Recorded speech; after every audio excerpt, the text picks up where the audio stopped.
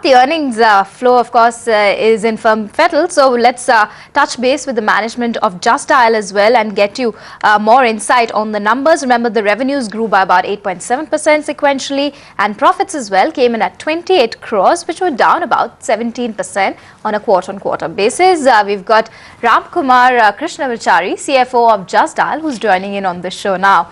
Mr. Krishnamachari, thanks so much for being with us. Let's first focus on the top-line performance that continues to be healthy, but the pressure on the operating margins and hence the profitability has returned once again. So what factors would you attribute this to? Sure. So this has been a very good quarter as far as the top line growth is concerned. It is in line with what we had anticipated earlier as well. We had always maintained that we are investing in the right areas in sales and marketing, and you will see that yielding results as we move forward.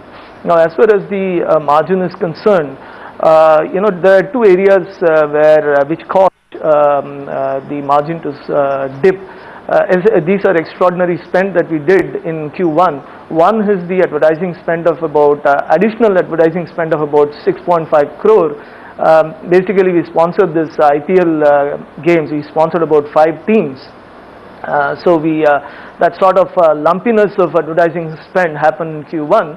And then if you notice, our total listings has increased by about 2 million.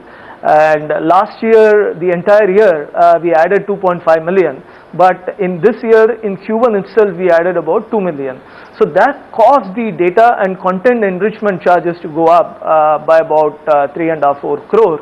So both these put together impacted the bottom line to the extent of 10 crore rupees. So if you add back both these extraordinary spend, your margin is on track, despite the fact that we have added about 1,500 people on payroll.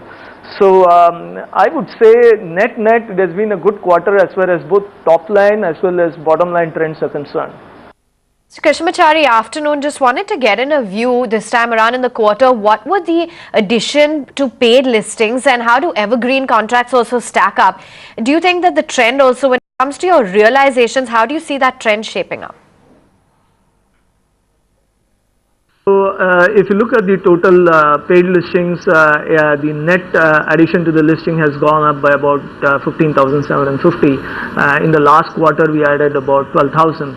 So the trends are looking up here as well.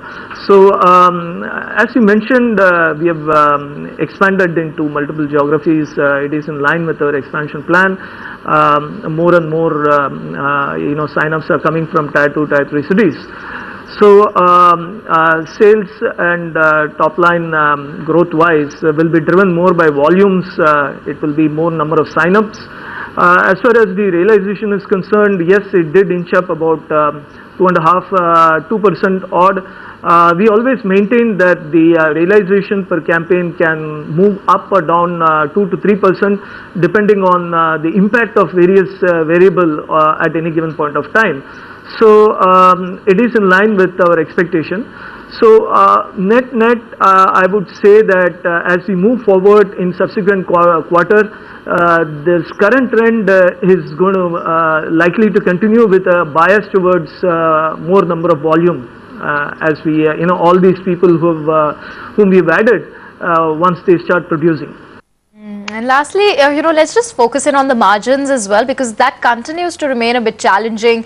The high sales investments haven't yielded commensurate operating leverage, and monetization of Search Plus is still remaining. So what's the margin trajectory that you're looking at for the coming quarters? Yeah.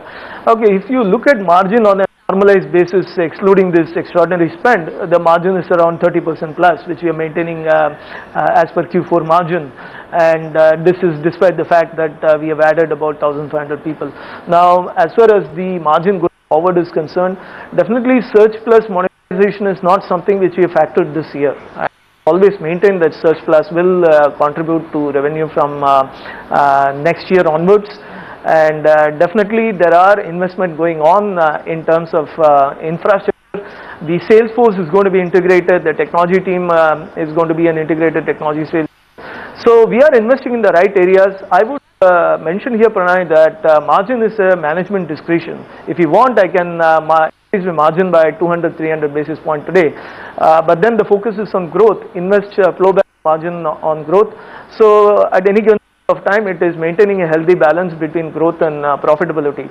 So we believe that this investment that we anticipate making this year, probably margin may increase maybe 100 to 150 basis points when we end the year.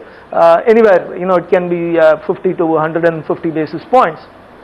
So we have and belief that margins can be expanded depending on the how we allocate our spend.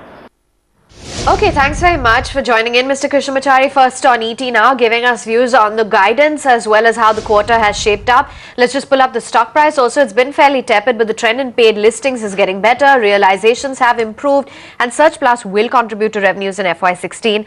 Still in the red, off by 0.8% for Just Dial as we speak. Time to take a quick break right here on the show. Do come right back. On the other side, we'll get in Prakash Gaba and Abhishek Karande with